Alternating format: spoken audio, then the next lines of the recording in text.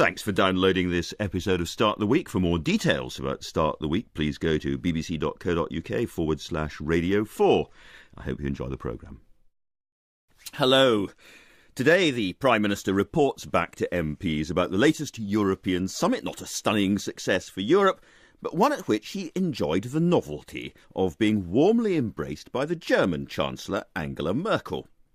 In British cities all around the country, German Christmas markets are opening, but how much do we really understand about the mood in Germany, a country upon which so much of our own European future seems to depend?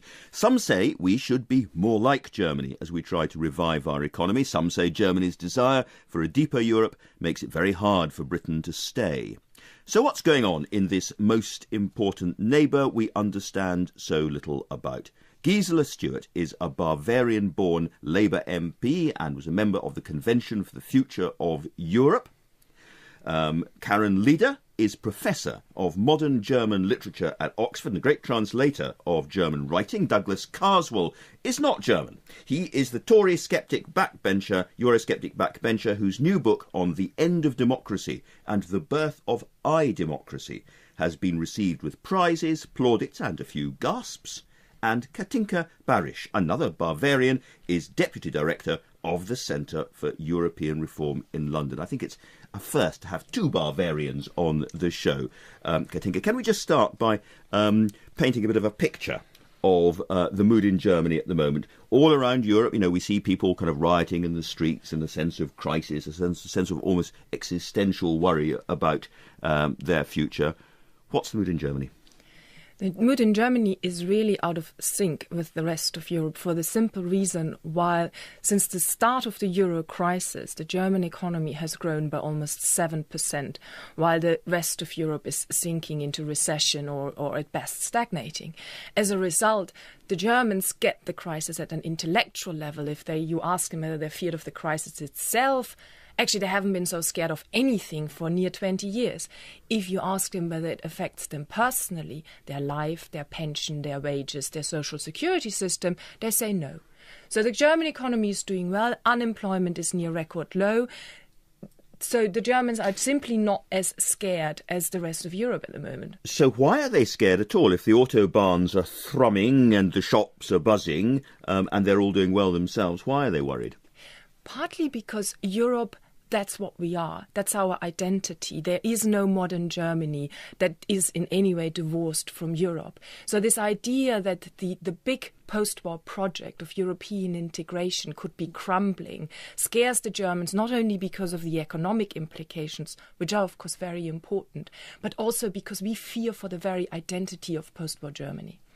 Gisela Stuart, it sounds to me from what Katinka is saying that German identity is much more bound up with its economic history, perhaps, as much as its political history. And there's a difference there with the British identity.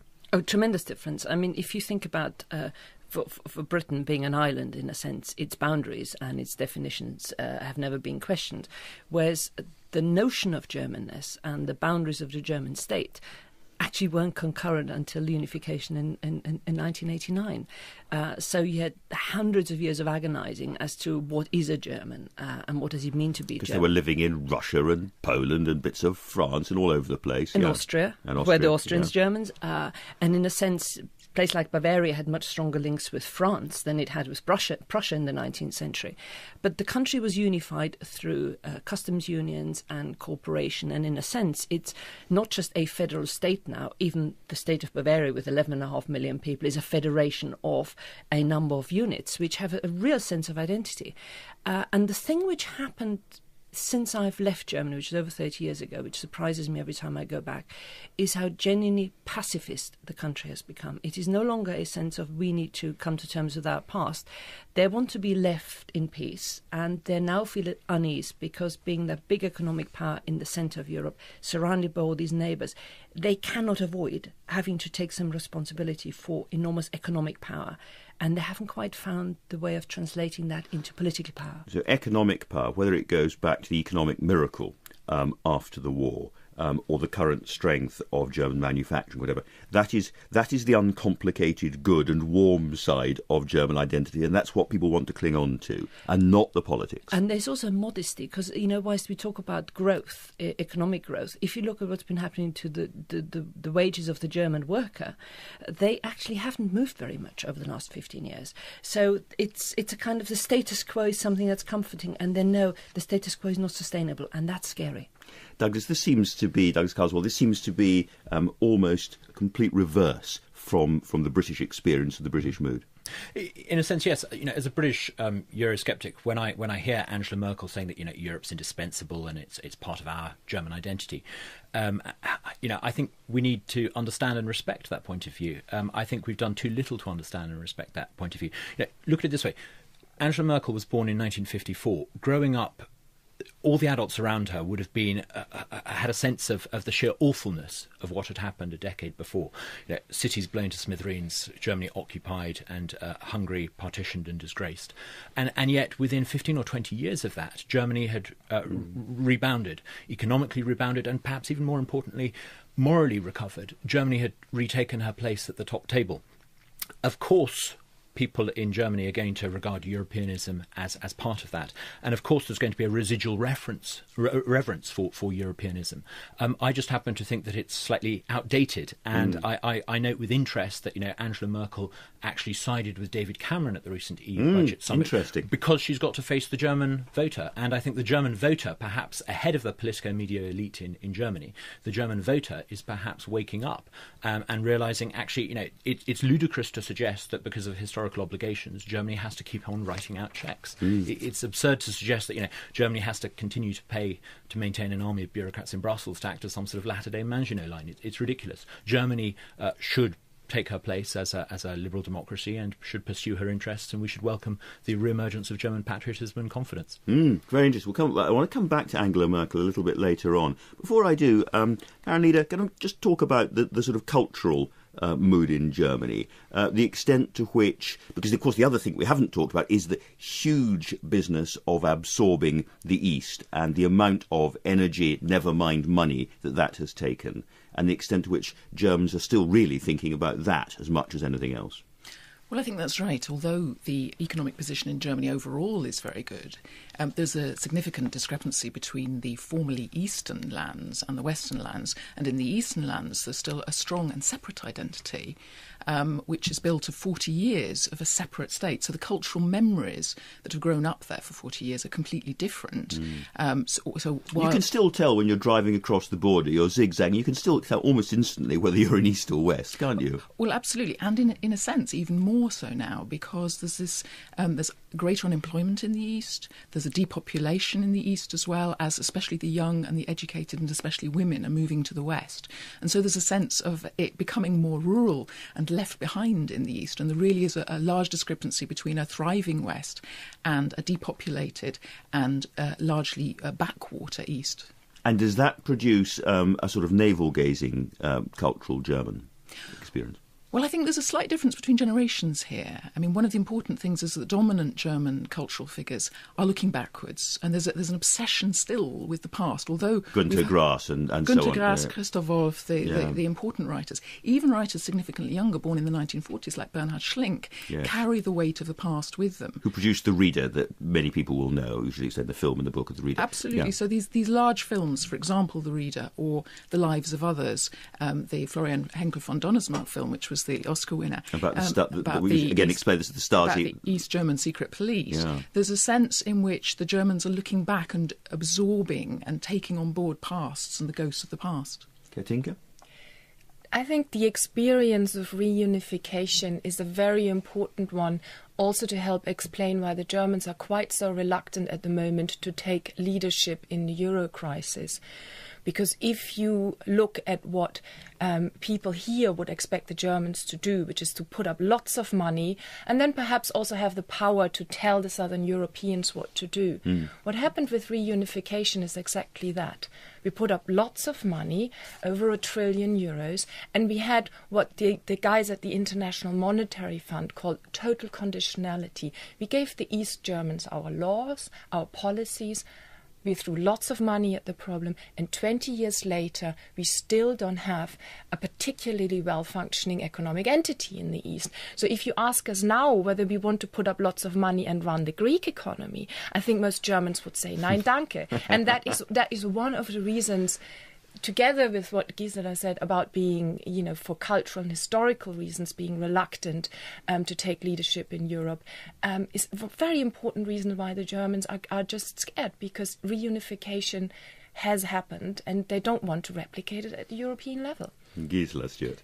And of course, if they were to really search in their historic memory, they would know that just after the war, they managed to very successfully absorb millions and millions of ethnic Germans who came from the East through a system of equalization of burdens, which was a raising taxation and over a period of 25 years redistributing wealth, so it wouldn't have this huge differences between the haves and the have-nots. So they know how to do it, but they also know the consequences of that, and that's why they know that the deeper political integration is what is absolutely needed. But Angela Merkel can't say that until the election in 2013 is over. So we're going to have about a year of where people know what needs to be done, but it's not going to be done. Meanwhile, we have this oddity when you look at German opinion polling, which is they don't want to pay the Czechs, they don't want to take political leadership when it comes to southern Europe, and yet at the same time they say yes to further integration, which makes no sense at all, does it? It's the default option. European integration is what you are in favour of if you're German. Very interestingly, Germany never had a European debate, a proper European debate, before the current crisis. You were by default in favour of European integration, but it was never questioned what this is about, whether it's good for Germany or not. Very refreshingly, that debate has now started. It overshoots a little bit. If you look at the German tabloids, they're having lots of fun nowadays, bashing the Greeks and the Italians and the Spaniards, as you expect. But on the whole, sort of deep down, the Germans are still pro-European. But the views are getting a bit more diversified, and I can only say that must be a good thing. It's interesting, isn't it? If it's this difficult to reunify a country between East and West that has a common demos, just think how well nigh impossible it must be to unify a continent where there is no demos. But I was interested in what Katinka said. She talked about how, on the one hand, Germany wants more Europe, but on the other hand doesn't want to pay the bill. Could it possibly be that it's two Germanys talking? Perhaps the Germany of the official mind, its default assumption is in favour of giving the euro system more power, but the actual taxpayer is beginning to wake up to the scam and beginning to say, actually, thanks, but no thanks. Karen Lieder. Well, I wanted to come in on the point that it's a default position. I think it's more than a default position, being in favour of European integration. After 1945, there's the idea that the Germans escaped German identity by hurling themselves into a European identity. But I think that's not to take account of the idealistic nature of what Germans wanted at that point, putting the past behind them and reaching into a better way of being. And that still holds. The ideal of European integration is a kind of political project which underpins every financial and political aspect of German life. And I think although the people are beginning to question the financial implications, the sense that it should happen is still very, very strong, even amongst ordinary people. I'd like to turn now to a fascinating character we've mentioned once or twice already, Angela Merkel, the Chancellor, of course. Gisela Stuart, you've observed Angela Merkel for some time. Just talk a little bit about her political style, her leadership style. She is one of those politicians who are consistently underestimated in the sense that because people don't accept that she is what you see. She was very courageous when she first entered politics in terms of challenging the then Chancellor Kohl over party donations, and that very much contributed to his downfall. So she has showed on individual occasions great courage. Steely. She's steely, but she takes this step at a time. She leaves her options open until she absolutely has to make a decision, which is very different from politicians who don't take decisions because they can't make up their mind. She just leaves it open, and she in a sense has become almost a maternal figure amongst all these quarrelling little children, and she just watches them and sorts it out. The one thing which I find extraordinary is that, of course, her family, she was born in the West and they went to the East, and you now have a position where both the Chancellor and the president of Germany are both from the East. And I'm reminded of what Napoleon said. He said, "Tell me what the world was like when you were 18 and I tell you what you think." So she comfortably looks to the East and understands the East in a way which I think very few politicians understand. And she speaks Russian fluently. She speaks Russian, and more fluently than she speaks English, and she her father's a Lutheran pastor, so two Bavarians, as I said, around the table, but traditionally a lot of German politics has been dominated by Catholic Bavarians, and now we have a Lutheran northerner from the East. When you say that sort of defines her politics, just tell us a little bit more about that, Gisela. What do you mean by that? The way she approaches problems, which will be by far more cautious, there's nothing ostentatious about her. I mean, just look at the way she dresses. It is always the suits and the jackets, which are tailored the same way, and it's a different kind of colour. So no surprises. You see what you get. Lives in a small flat, goes out, does her own cooking. If you go into the German Chancellery, where you would expect the German Chancellor to live, it's on the top of in Berlin, and it's an extraordinary Wagnerian flat where you overlook Berlin. But she doesn't live there; she lives in a little flat, and that what makes the Germans feel comfortable with her approach. Katinka Barish, tell us a little bit about how Germans see their Chancellor at the moment. As we've said, there's elections coming up next year. The Germans, very much like Angela Merkel, after 2 terms they still do. And one of the reasons is that although she is born in the eastern part of Germany, she is in a way the perfect example of what the German political system is about. She doesn't have a big ego. If you remember correctly, when she burst on the European scene, there was a time when there was hardly any space left. There were so many egos. There was Chirac, there was Blair, there was Berlusconi. And along comes Angela Merkel, and she distinguishes herself through one thing. She creates consensus.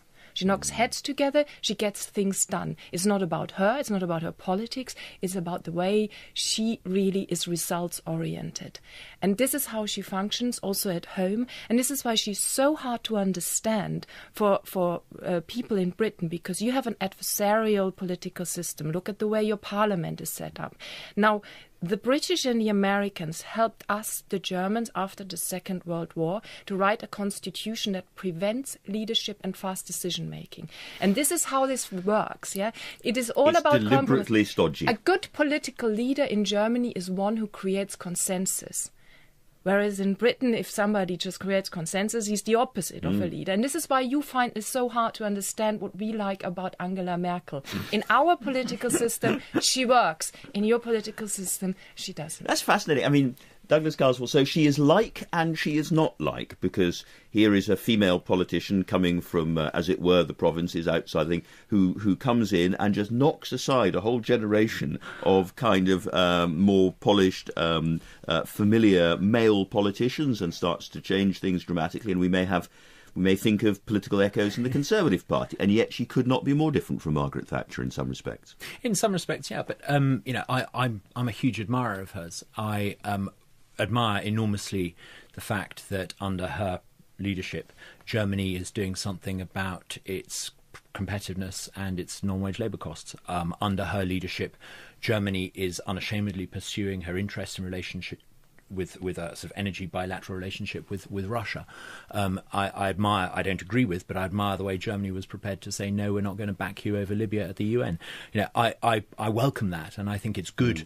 Most important of all, I admire the way that Angela Merkel said, you know, we're not going to write out a cheque to underpin the euro, and despite all the pressure put on her from our own Prime Minister and from all the male leaders in Europe, she stood her ground. And I think that's admirable. I want to see a Germany, I would love to see a Germany that was less hesitant at standing up for its interests. Karen, I'm fascinated by this business of Angela Merkel's Eastern European background. I'd like you to reflect a bit. I know you've done a lot of work on the effect of East European culture in German culture generally. What do you make of the fact that she is an Eastern European, she is an East German, she is a Russian speaker, she comes from outside?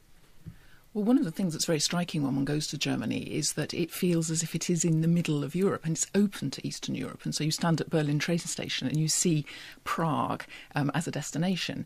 And so it feels much more integrated. And I think one of the key things she's done is preside over a period in which Germany has repositioned itself open towards the East. And that's vital, in a sense, acting as a bridge towards the Eastern European countries. But it also singles her out within Germany, I think, in quite an interesting way.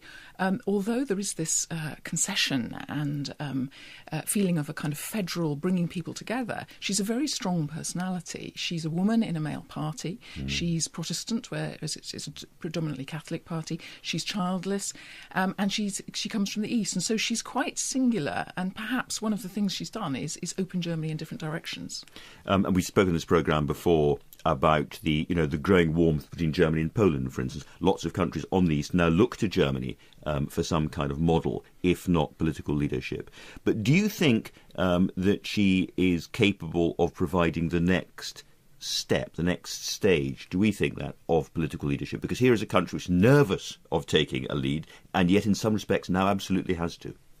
Well, on the one hand, it's very striking how confident Germany has become. If you think of the two World Cups, 2006, 2010, there's a possibility of a kind of patriotism which isn't nationalism. Germany pushing at the UN Security Council for permanent membership and so on. There's a sense in which it's becoming more confident. But the very structure of federalism, in a sense, means that Germany remains on the sidelines, remains uncertain about leadership. It's in the DNA, if you like, of the way of German being that it doesn't take leadership. Gisela Stewart. There's a fundamental difference at the way the Continentals conduct politics to the British way. And the Continental politics assumes that there's such a thing as a right answer out there, which can be found. And if you only talk about it long enough and find that consensus, you will find the answer. Whereas the Anglo-Saxon way has always been one of you can only ride the waves, you can't control them. You come up with the best model possible at a given time. So that's why it's adversarial. That's why it competes. And in a sense, the problem for Germany is, and it's the same problem as it is for the United Kingdom, that up until 1973, there were two models by which you had a relationship with your neighbours. It could either be a political integration, which was the Rhineland model, France, Germany, the Benelux, the core Europe, or with a trading relationship, which was what EFTA. Once you took away that competition of how you relate with your neighbours, together with a notion of that there's an answer out there, it kind of leaves the Germans at the moment sitting there big in the middle, successful. They're not quite sure what the alternatives are, and they're not quite sure what the question is to which they're searching an answer. So that's why they're lost. It's a very good reason for being lost, I would have to say. Katinka Barish. But let me also add that in this call for leadership, yes, the Germans are reluctant to stick their neck out and do things by themselves. They're trying to hug the French close still, because this is how traditional things were done in Europe. But actually, if you go to Berlin now and you talk to the politicians there, they actually do think that they lead to some extent. They do think they're providing direction. The reason why this isn't acknowledged here is because the direction isn't the one that the US and the British want to see. If you define leadership as taking over the debt of the rest of Europe and going down the route of Eurobonds, then you will not acknowledge that anything else that the Germans are doing is leadership. They think they're doing something. They're pushing the other European countries in the direction of fiscal austerity. They want to write new treaties. They want to set up new bodies. And they're having to accept a huge amount of unpopularity for doing that. Yes, that too. So they actually think we might disagree with the solutions that they're putting forward, but they are putting forward solutions in their own slow, reluctant German way. But in Berlin, certainly the politicians don't have the feeling that they're not providing a direction out of the Euro crisis. So Douglas Carswell, they feel they're leading in Berlin. They are creating. They're going to have to go much deeper in integration to save the euro. Now, in your sort of thinking and in your book about iDemocracy, in a sense, you are doing something very radical. You're looking way back to before Germany was Germany, almost, to when Germany was a description of a language. Where there were hundreds of free towns, archbishoprics, little kind of specks and speckles of different political institutions. Yeah, absolutely. I mean, I argue in my book, it's not a particularly original idea, but I argue in my book that one of the reasons why Europe dominated world history for the best part of a millennium was because it lacked political centralisation.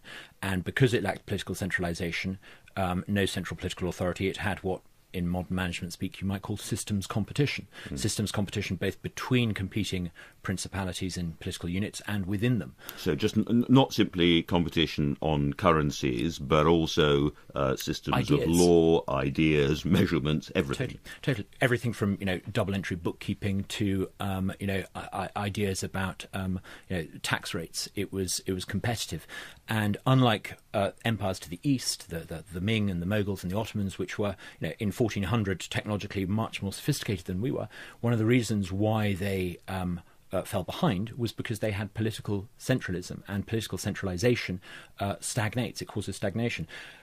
With the advent of modernity, we've seen everything get bigger. It's not just that railways have become longer or towns and cities have got bigger, but political units have themselves become bigger. Bismarck famously said that Germany was united by blood and iron. Well, I disagree, and many historians would disagree with that. It was really sort of coal and iron that unified Germany. The railways were like the sort of the sinews that bound the new nation together. The Franco-Prussian War came rather late in the day, as it were, in terms of the pressure of... The problem, I think, is that the arguments, the assumptions in favour of ever greater giantism have created a Europe where we've lost the very essence of what made Europe so successful. We've lost that dynamism. We've lost the systems competition within Europe. And I think the tragedy for Europe now is that Europeanism is creating a Europe that is very different to, it removes the secret of Europe's success, if you like.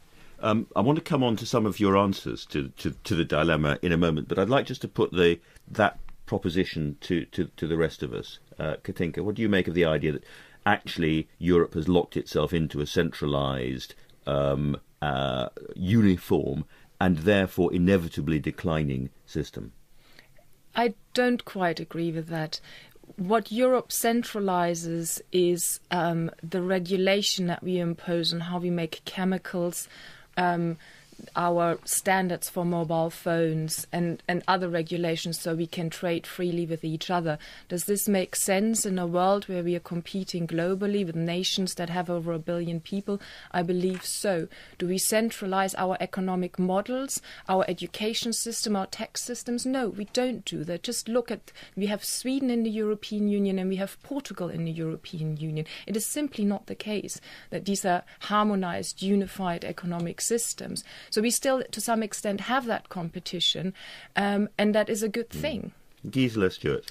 But we don't have a system that would encourage that competition. The system always discourages it and actually tries to go against it. No one would argue against it having a if you look at in England in the 19th century, we decided it was a very good idea with the railways that we actually unified timekeeping. So in Bristol, when it was 12 o'clock, it was also 12 o'clock in Glasgow.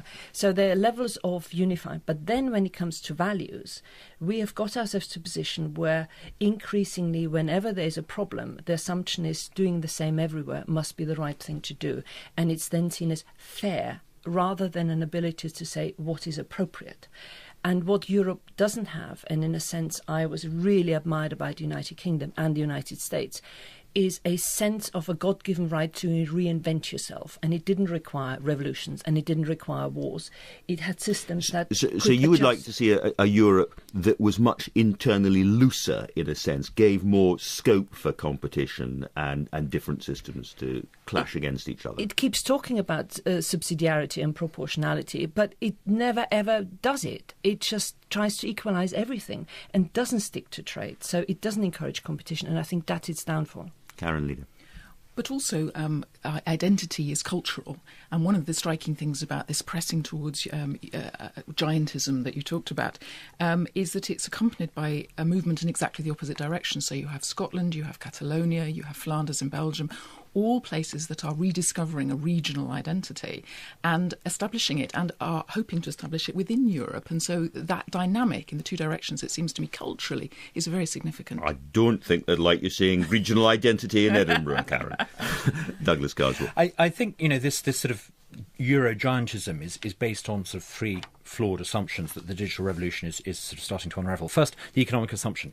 We've had for 200 or so years assumptions about economies of scale, mass production, a single market. the digital economy shows that actually the future lies in niche production, niche distribution, increasingly in niche manufacturing, so-called additive manufacturing. Give us some examples, then. Well, for example, under the old pre-digital economy, the way to make money was to take a single standardized product and sell it to 1 million people. Today, the wealth is to be found by creating 1 million different products and offering them to a single individual. We see this in music, in film, and increasingly in actual physical, tangible objects. We're seeing items personalised, additive manufacturing. News would be actually a good example too, presumably. Absolutely. Look at your Twitter feed. It is a personalised news consumption feed made for you. Your Twitter feed, Andrew, and mine are probably very different. Well, except I don't have one, but yeah. but 15, 20 years ago, I had to rely on a central BBC producer to provide me, or a news editor, to tell me what news I should have. Music, for example. Now we've stopped that, and look what's happened to you. Music's another great example, because I grew up listening to Paul Gambaccini deciding what music young adolescents like me should listen to. Today we have Spotify, iTunes. It's almost as if we've all got our own personalised radio So station. how can you extend that breakthrough into things like, I don't know, welfare or healthcare or education? Well, I think the digital revolution allows hyper-personalisation, and instead of having to put up with generic offerings from the BBC, for example, you can take a niche offering for yourself. You can have a niche offering when it comes to your family's healthcare. You can make decisions for yourself. Instead of a national curriculum for your child, why not have a personalised curriculum for every child? In the past, the obvious argument was, people don't know what good looks like. They have to have a man in Whitehall, an expert, deciding what good looks like. But the extraordinary thing about the digital revolution, it doesn't just give us all access to information. It crowdsources judgment too. It allows people who know relatively little about something to make an incredibly sophisticated decision on the basis of what tens of thousands, if not millions, of other people think about something. And this is what's so revolutionary about it. We no longer need government to do collectivism. So we're talking about the wisdom of crowds, as it were, and I can see that when it comes to culture and news. What I'm struggling with more, and I'm going to bring this back into the European context in a moment, what I'm struggling with more is when it comes to something like a national curriculum. Everyone has their own curriculum, and that makes it much harder for instance, universities and employers to be able to judge quickly how well somebody has done against a series of parameters. And I would disagree. I would say the great challenge we face at the moment is the homogenised blob form of assessment that makes it virtually impossible for universities to gauge a student's ability. If you had a system that was organic and self-defining, I think you would allow universities to set proper assessment criteria. It's centralisation and having government do it that leads to the blob and the exam system that doesn't actually tell you much. I'm going to come back to the blob, but first of all, Gisela Stewart, just on that. I think the phrase "the wisdom of the crowd" would frighten every German, because whilst democracy is the space in which the people can express their will, the crowd also needs a democratic structure above it, which says the crowd isn't always right. And I think this is kind of a classic example where the Anglo-Saxons have got to have confidence to say, let's look at the crowd and see us where they take us, but we can retain it. Whereas I think the Germans would be terrified of that. Let's look at the wisdom of the elite in Brussels. They've taken on more and more public policy making. For example, they're just about to put in place the architecture of a banking union. Now, I think the digital revolution means that the future of banking lies in boutique, small, nimble players, not giant banks. Yet they're putting in place precisely the sort of architecture that will perpetuate a system of corporate banking that got us into this mess. Europe's elites are not very wise. It could be said, I wouldn't dare to speak from a German point of view, but it could be said that actually the German system of banking, the regional banking, the long-term business banking, the kind of family connections on, has been far more successful than the Anglo-Saxon system. Absolutely, totally. In Germany, I think they have 1,800 banks. A century ago, we had 1,700 in this country. Absolutely, decentralisation, and Germany is brilliant at decentralisation. Decentralisation for Germany and for the whole of Europe, I think, is the future. Katinka. Let me go back to the more fundamental point of I-democracy. I'm of the internet generation. I also work in politics. I'm a bit skeptical that you can solve political problems by programming bits. I think you have to move atoms around. You have to build hospitals. You have to transport commuters from A to B in a way that works. You have to build schools. So I'm not entirely sure that every problem that is out there can be solved by the internet, only because the internet is there. But let me give you another example. Germany has an internet party now. They're called the Pirate Party. They made it up into the political strategy stratosphere very quickly. They entered 4 regional parliaments in quick succession because they were different. Their philosophy is your philosophy. There is no centralization. Nobody tells them what to do. This is crowd sourcing of opinions. Everybody's opinion in that party counts exactly the same. So they put them all onto the internet through a system called liquid feedback, and then everybody can feed their views in, and then they forge it into a political view or not. The reason why the Pirate Party has already disappeared from the political scene and is going into political oblivion, because after a year and a half they still have not managed to come up with a single position that is substance. They do process, but they don't do substance. My book is not actually a manifesto for the Pirate Party. I think the Pirate Party is more a manifestation of an anti-politics sentiment rather than a vehicle for these ideas. What I do think, though, the internet is doing, regardless of what politicians and political parties may say, it's changing in society the role of elites. We are used to a world where experts, broadcasters, academics, officials, who, because they're intelligent, rational people, tended to overestimate the ability of intelligent, rational people to organise human affairs, social affairs, economic affairs by design. And Europe, if you like, with its sort of Cartesian principles, where a technocratic elite, by grand design, shape our money, our social policy, is the sort of epitome of this. I think the digital revolution makes the world and the facts of life much more Hayekian. The internet is a sprawling system with no central direction that allows organic design, and I think it's going to make possible the ability to do things collectively without technocratic elites telling us how to do it. Though constantly at risk of being taken over by companies who grow very fast and try to impose their corporate will on parts of it. I'm thinking of the Googles of this world. I mean, it is a free system, but it's got some very, very big players. And wherever you have competition, you need to safeguard competition. But let me give you some specific examples, if I may. Take money. We have assumptions about money, which says that money needs to be a government monopoly, and we've Europeanized it in mainland Europe by having a system, a common currency for everyone.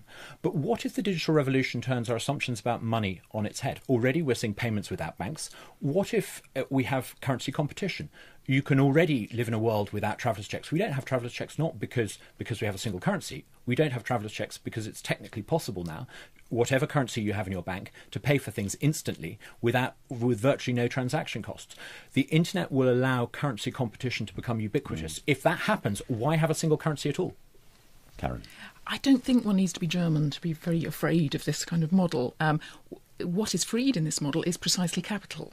And it's companies that will benefit from it, and minorities won't be protected by it. And it seems to me leaving things open to the ravages of the internet is not a way forward. Minorities are not exactly protected at the moment, are they, Karen? We need to look at what's going on in Europe, look at what's going on in the south of Europe, and the Greeks and the Portuguese. They're not much protected by having a single currency. No, that's true. But the much maligned critical intelligentsia that we were just hearing about, at least there is a nod towards a political ideal towards that, whereas this loses that completely. I think the only minority that would be threatened by our democracy are the technocratic elite who try to tell us how to lead our lives. Look, at the moment we live in a world where you have one-size-fits-all policies imposed, so much for catering for the interests of a minority. I know minority parents in my constituency whose children have special needs, whose needs are not met. If you gave people control over their child's share of local authority budgets, they would have that control. This is about standing up for the niche, for the minority. Gisela? But it's a means to an end, and the end must be challenging the status quo. So, take you back to Ludwig Erhard, the father of the German economic success, who said it's not the role of the state to make the market social. The markets are social, and they are social because they challenge the status quo and the establishment. So if you use the internet to challenge the elites, and, but at some stage, someone has to make value judgments, and that's what that doesn't do. We're coming towards the end of the programme. I'd like to bring us back to where we started in Germany. There's a lot of talk in this country about Britain needs to learn from Germany, whether it's in terms of the balance of the economy, whether it's in terms of subsidiarity or whatever. And I'd just like to go around the table one last time and ask, if we understood more about Germany in this country, if we were less ignorant, and we are pretty ignorant about Germany, what would be the big lesson that we'd be learning? Katinka? There are certainly things that the Germans do well. They're very good at making things. They're very good at running public services. But what I would caution against is that we now assume that there is a German model to be copied.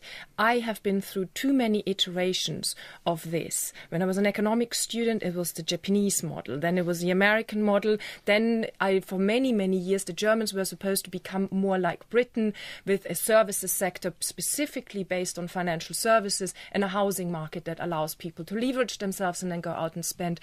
I'm just saying, go out, learn, look very carefully, but don't assume that the Germans are doing everything right. Do it for yourselves. Gisela Stewart.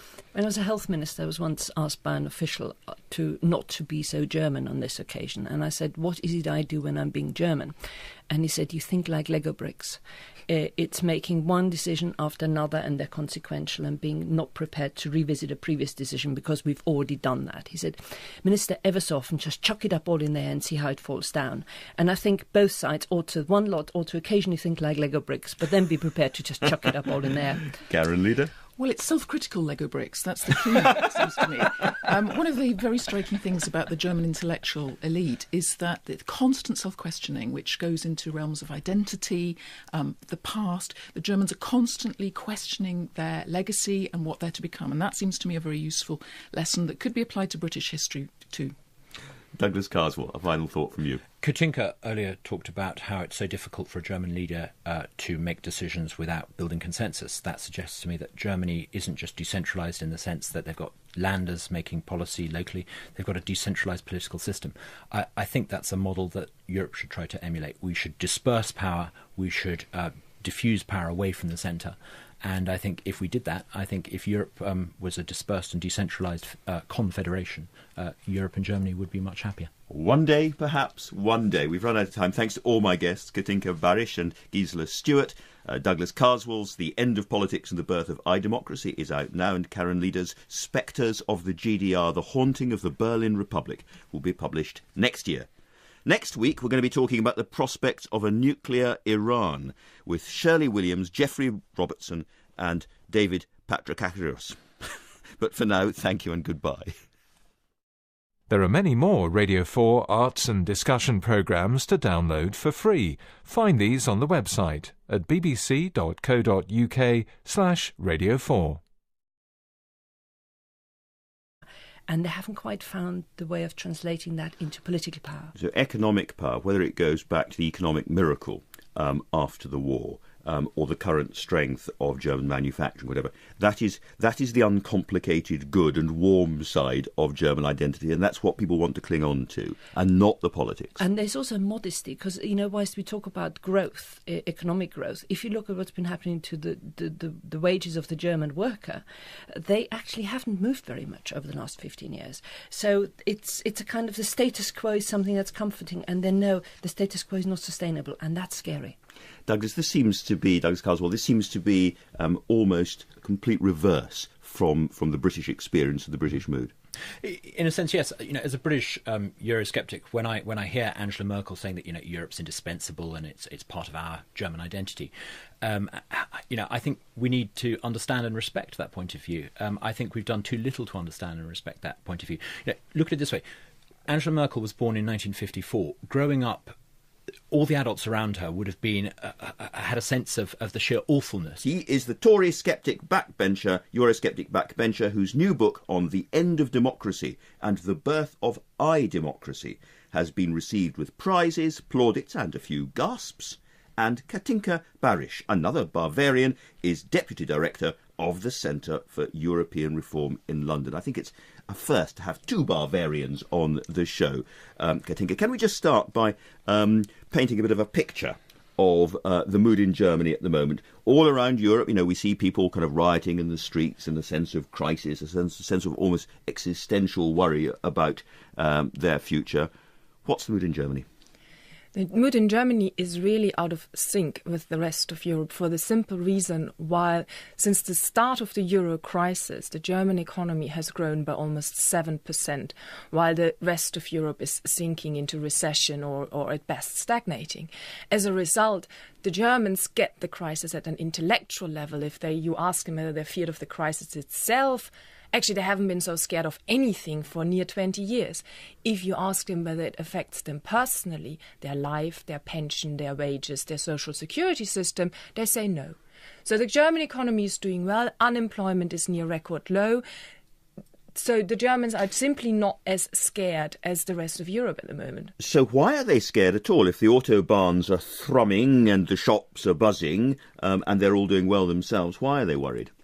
Partly because Europe, that's what we are. That's our identity. There is no modern Germany that is in any way divorced from Europe. So this idea that the big post-war project of European integration could be crumbling scares the Germans, not only because of the economic implications, which are of course very important, but also because we fear for the very identity of post-war Germany. Gisela Stuart, it sounds to me from what Katinka is saying that German identity is much more bound up with its economic history, perhaps, as much as its political history. And there's a difference there with the British identity. Oh, tremendous difference. I mean, if you think about for Britain being an island, in a sense, its boundaries and its definitions Thanks for downloading this episode of Start the Week. For more details about Start the Week, please go to bbc.co.uk/Radio 4. I hope you enjoy the programme. Hello. Today, the Prime Minister reports back to MPs about the latest European summit, not a stunning success for Europe, but one at which he enjoyed the novelty of being warmly embraced by the German Chancellor Angela Merkel. In British cities all around the country, German Christmas markets are opening, but how much do we really understand about the mood in Germany, a country upon which so much of our own European future seems to depend? Some say we should be more like Germany as we try to revive our economy. Some say Germany's desire for a deeper Europe makes it very hard for Britain to stay. So what's going on in this most important neighbour we understand so little about? Gisela Stuart is a Bavarian-born Labour MP and was a member of the Convention for the Future of Europe. Karen Lieder is Professor of Modern German Literature at Oxford and a great translator of German writing. Douglas Carswell is not German. It's never been questioned, whereas the notion of Germanness and the boundaries of the German state actually weren't concurrent until the unification in 1989. So you had hundreds of years of agonising as to what is a German and what does it mean to be German. Because they were living in Russia and Poland and bits of France and all over the place. And Austria, where the Austrians, Germans. And in a sense, a place like Bavaria had much stronger links with France than it had with Prussia in the 19th century. But the country was unified through customs unions and cooperation. And in a sense, it's not just a federal state now. Even the state of Bavaria, with 11.5 million people, is a federation of a number of units which have a real sense of identity. And the thing which happened since I've left Germany, which is over 30 years ago, which surprises me every time I go back, is how genuinely pacifist the country has become. It is no longer a sense of we need to come to terms with our past. They want to be left in peace, and they now feel at unease because being the big economic power in the centre of Europe, surrounded by all these neighbours, they cannot avoid having to take some responsibility for enormous economic power.